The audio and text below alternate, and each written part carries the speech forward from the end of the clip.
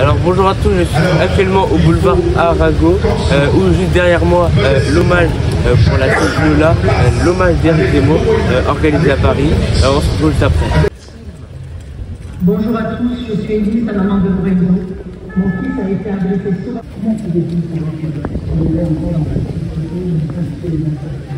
pendant sa détention provisoire, il va continuer à manifester ses coups d'épaule et depuis sa mort, nous sommes des soignants. Comment ne pas être en train de faire un tel acte inhumain? Comment ne pas en vouloir à la justice française qui a pris uniquement en disant ce prétexte qu'il était mineur? Comment être sûr qu'il ne recommencera pas? Parce qu'en prison, c'est des criminels. Il a même passé la formation de police secours. Comment est-ce possible? Comment peut-on accorder autant d'influence à lui alors qu'il n'a pas longtemps combien des Hongries qui nous a tué lui aussi? En 3 ans, il sera libéré. Ce n'est pas avant. Il aura 26 ans et mon fils sera vécu jusqu'à peine 18. Je suis Monique Pignot, l'épouse du bijoutier de Cambrai, qui a été assassiné lors d'un braquage dans notre magasin en 2011 et moi-même battue à mort en 2013. Toutes mes pensées vont vers la petite Lola, ses parents, sa famille, ses amis, ses petites filles lâchement tuées. Je ne trouve pas les mots pour vous. Mesdames et messieurs, bienvenue dans cette nouvelle vidéo. Aujourd'hui, on est dans le 14e pour l'hommage de Lola, organisé par Éric Zemmour. Dans cette vidéo, plusieurs interviews et plusieurs témoignages de victimes. Je vous laisse avec les images. Lola, dans des... Et intelligence, merci madame, monsieur d'être venus. Le rassemblement est terminé.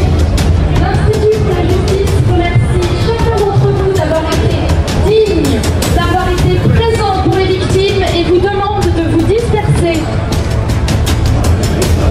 Merci d'être venus. L'Institut pour la justice vous demande de vous disperser dans le calme, dans la dignité, en respect de toutes les victimes pour lesquelles nous nous sommes rassemblés. Merci d'être venus. Nous vous demandons de vous disperser dans le calme et dans la dignité, en hommage pour toutes les victimes que nous sommes venus écouter. Merci d'être venus. L'Institut pour la justice a terminé. Merci d'être venus. L'Institut pour la justice vous remercie et vous demande de vous disperser dans le calme et dans la dignité. Dans la dignité des victimes que nous sommes venus écouter.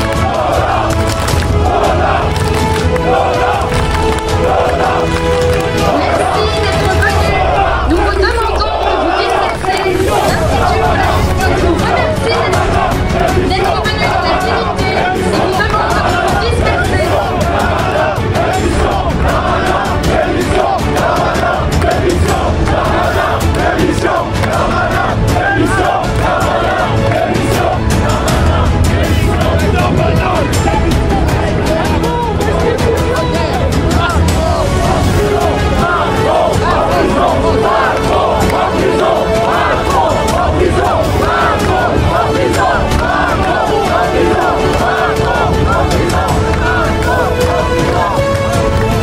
Merci d'être venus. Le rassemblement de l'Institut pour la justice est maintenant terminé.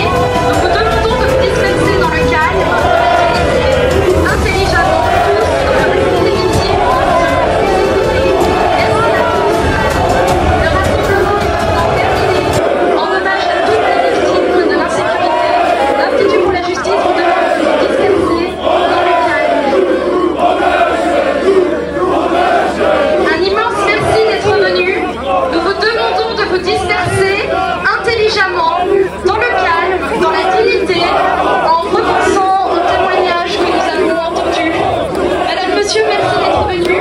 Le rassemblement est maintenant terminé. Nous vous demandons de vous disperser dans le calme. Merci.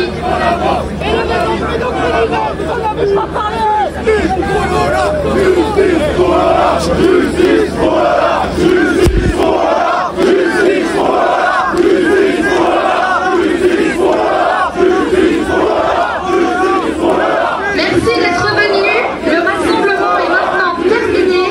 Tous les membres de l'Institut pour la justice vous remercient et vous demandent de vous disperser dans la dignité, dans le calme. Merci à vous.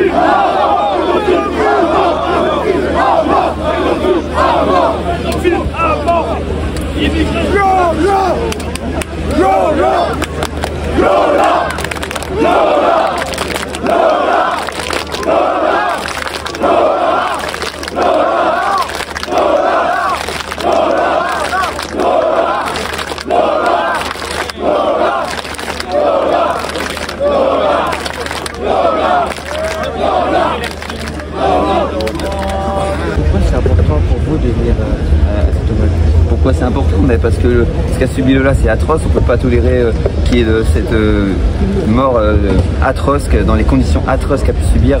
La femme, elle lui a fait torturer, elle l'a violée, elle a même bu de son sang. Enfin, c'est atroce qu'on entend dire. C'est pas tolérable qu'il y ait cette victime et qu'il y en a eu d'autres avant et d'autres après. Et on peut pas. On a un État complice. Pour moi, Darmanin et Macron sont complices. On les laisse faire. Les Français sont contents parce qu'ils votent encore pour eux. On a eu plein d'attentats et ils continuent. Pour moi, ces gens-là, déjà cette femme qui aurait immigré, qui n'avait rien à faire en France, parce qu'elle était sans papier, elle avait plus le droit d'être sur le sol. Pourquoi ils l'ont laissée en France? C'est là où je pointe du doigt justement l'État. Donc il faudrait faire la remigration. Et cette personne-là, pour moi, à titre personnel, elle mériterait la peine de mort. Parce que c'est pas normal qu'on laisse une victime de plus encore qui pourrait arriver sur notre sol. Merci beaucoup.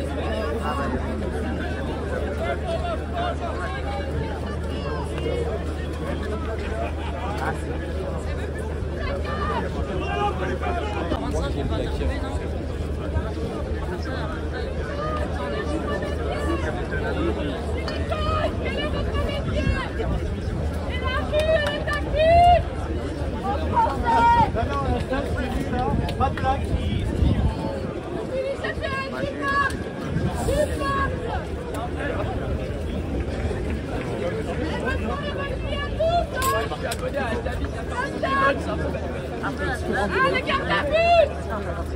C'est pas plus là! Police collabore! C'est bien, on suit là, on est là! On est là, on s'exprime! Macron démission!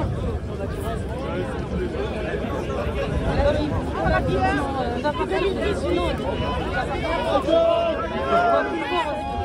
Sauf s'ils modifient.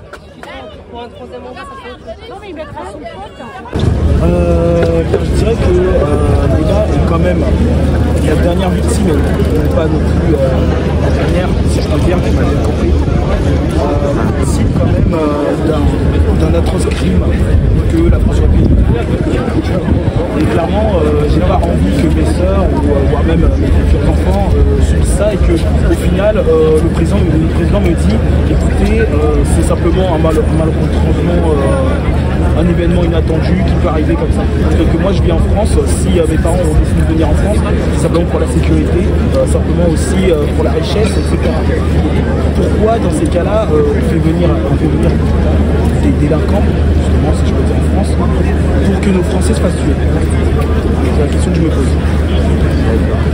Merci beaucoup. Je suis venu dans le recueillement, je suis venu dans la paix pour rendre hommage à cette petite Lola. Moi personnellement je suis un politique. J'ai jamais voté de ma vie, j'ai pas de parti politique. J'ai une petite tendance peut-être plus à droite, mais j'ai jamais voté, je fais pas confiance à ce régime. Et si c'est vrai qu'il y a des problèmes d'OQTF, si c'est vrai qu'il y a des problèmes d'ultra-violence dans ce pays, pour moi c'est un problème de réseau pédocriminel.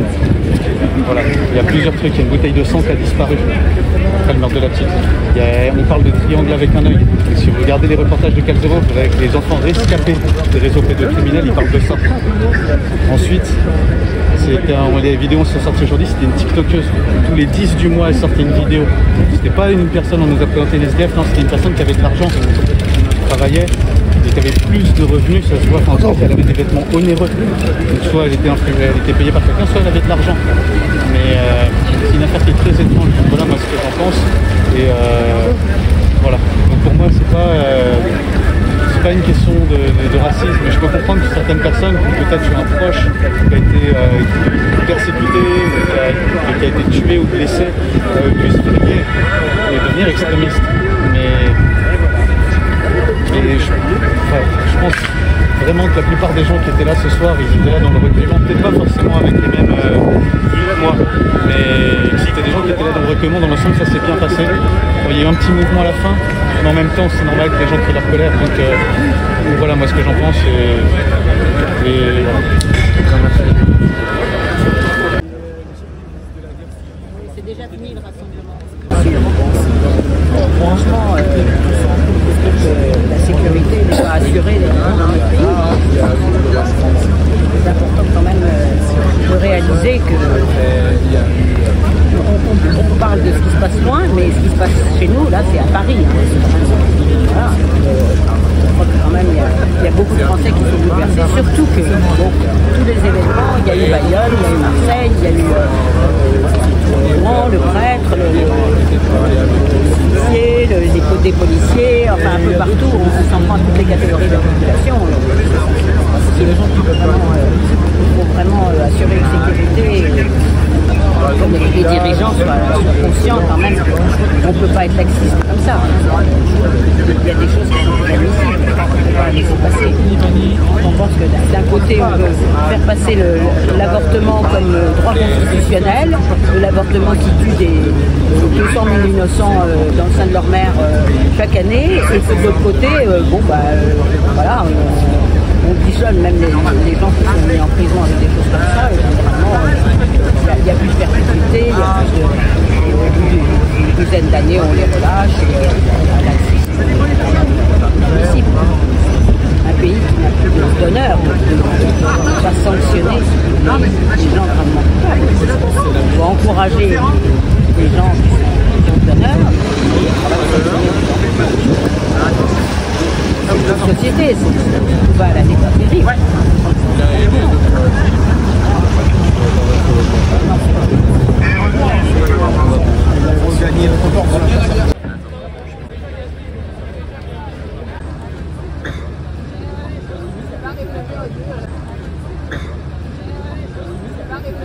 pas